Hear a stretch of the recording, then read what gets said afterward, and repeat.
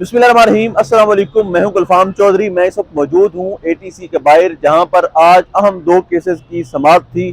First of all Imran Riaz Khan case की आज समाअत थी। जिस तरह से आपको पता है कि उनको गिरफ्तार किया गया था एंटी करप्शन के एक बोगस मुकदमे के अंदर, और उसमें डिलेइंग टेक्ट इस्तेमाल करते हुए तकरीबन 7 से 8 दिन उसमें घसीटा गया। और जब उसमें बेल होने ही वाली थी, अभी समाअत जारी थी और उन्वानात वाज़ेह हो चुके थे कि बेल हो जाएगी, तब उनको एक नए मुकदमे में इंसदाद दहशत गर्दी की अदालत में पेश कर दिया गया।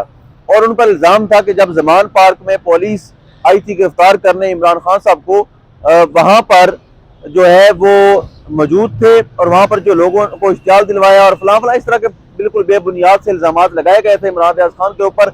और जो जज साहब थे नवीद इकबाल साहब, उनकी अदालत में ये समाअत थी। वहाँ पर अनएक्सपेक्टेड था, हमारे लिए ये वाज़ेह हो चुका था कि जिस तरह के हमारे वकील अली शफाक एडवोकेट साहब ने दलाइल दिए और FIR के पल्ले कुछ नहीं था। हम यही उम्मीद कर रहे थे आला अदलिया से कि यहाँ से इंसाफ मिलेगा और उनको जो उस केस को डिस्चार्ज कर दिया जाएगा, लेकिन उन्होंने 5 दिन का जिस्मानी रिमांड दे दिया, जो हमारे लिए भी बड़ा हैरान कौन था। और वो 5 दिन का जिस्मानी रिमांड मुकम्मल होने के बाद जब एविडेंस मांगे गए, जब कहा गया रिकॉर्ड किधर है, तो कोई रिकॉर्ड पेश नहीं किया गया, बल्कि बेबुनियाद सी बातें आकर की गई, डिलेइंग टेक्ट यूज किए जाने लगे और सीधा सीधा एप्लीकेशन आके दे दी गई कि उनको जुडिशल कर दिया जाए। एट द एंड उनको जुडिशल कर दिया गया। आज उनकी दरखास्त जमानत की समाअत थी और एक बार फिर से प्रोसिक्यूटर की तरफ से आज फिर वही डिलेइंग टेक्ट, वही बहाने, वही हुज्जतें, वही चीजें कि जी हमारे पास रिकॉर्ड अभी नहीं पहुंचा। और उसमें एक बड़ी दिलचस्प बात थी केस की समाअत के दौरान, जो प्रोसिक्यूटर साहब आए हुए थे उन्होंने कहा कि जो रिकॉर्ड है वो पुलिस के पास है और पुलिस इस वक्त सवात में मुराद सईद को गिरफ्तार करने गई हुई है। जब जो कागज जज साहब के सामने रखा गया था FIR का कि इसमें नामजद है मुराद सईद, तो जज साहब ने हैरानगी से पूछा कि इसमें मुराद सईद का नाम कहाँ पे है। जब वो पेज वापस पकड़ा उस पर हमने देखा तो लिखा हुआ था नामजद सईद, यानी मुराद सईद का नाम तक वहां पर मौजूद नहीं था।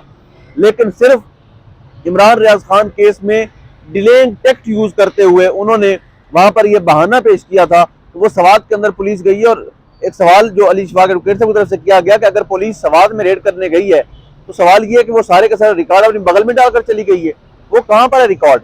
यानी पहले जब एंटी करप्शन कोर्ट में केस था इमरान रियाज खान का, तब कहा जाता रहा कि वो जी जिनके पास प्रोसिक्यूटर साहब के पास रिकॉर्ड है वो मुल्तान है, कभी वो बहावलपुर है, कभी वो दीपालपुर है, कभी कहीं पहुंचा दिया जाता था। एट द एंड कोई रिकॉर्ड भी वो लाने में कामयाब नहीं हो सके। बिल आखिर 2-3 नई शिकें शामिल करके FIR को दोबारा वापस लेके आए। वही डिलेइंग टेक्ट दहशतगर्दी अदालत में पेश किए जा रहे हैं और वहां पर भी किसी किस्म का कोई रिकॉर्ड पेश नहीं किया जा रहा। जब वहां पर देखा गया तो नामजद सईद लिखा हुआ था, उस पेज के ऊपर मुराद सईद नहीं बल्कि नामजद सईद लिखा गया था, जिसको प्रोसिक्यूटर साहब ने अपने ही लिखे हुए को मुराद सईद पढ़ रहे थे। तो ये हाल इस वक्त प्रोसिक्यूटर्स का रह गया है।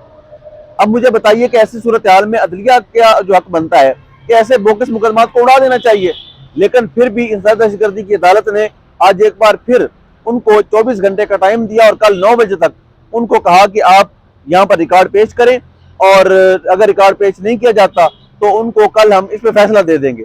लेकिन इन अदालतों के अंदर जो फैसले आते हैं, अनफॉर्चुनेटली उन फैसलों के आने से पहले अगली गिरफ्तारी तैयार होती है, अगली FIR तैयार होती है, अगले मुकदमे में गिरफ्तारी डालने के लिए तमाम तैयारियां मुकम्मल कर ली गई होती हैं। दूसरा केस आज यहाँ पर जेर समाअत है सनम जवेद खान का। अब इस केस के अंदर एक दिलचस्प बात यह है कि पिछले महीने की यानी 6 फरवरी को जो आर्गूमेंट थे वो कर चुके हैं जो हुकूमत की तरफ से वकील था, सरकारी वकील, वो आज से 1 माह पहले अपने आर्गूमेंट मुकम्मल कर चुका है और अली शफाक साहब मुसलसल उसके बाद पेश हो रहे हैं और 13 पेशियां हो चुकी हैं। मैं एक बार फिर रिपीट करता हूं, 13 पेशियां हो चुकी हैं। इस वक्त तक सनम जवेद खान के खिलाफ कोई भी रिकॉर्ड पेश नहीं किया गया। उनको जेल के अंदर रखा हुआ है, लेकिन उस मुकदमे के अंदर रिकॉर्ड पेश नहीं किया जा रहा। 13 पेशियां हो चुकी, पूरा 1 महीना 1 दिन गुजर चुका, लेकिन जो सरकारी मशीनरी है, जो सरकारी ऑफिसर्स हैं, जो प्रोसिक्यूटर्स हैं, जो इस केस में आकर दलाइल देते हैं, आर्गूमेंट करते हैं, वो आर्गूमेंट करके चले गए, लेकिन पूरा 1 महीना गुजर जाने के बावजूद भी कोई रिकॉर्ड पेश नहीं किया जा सका।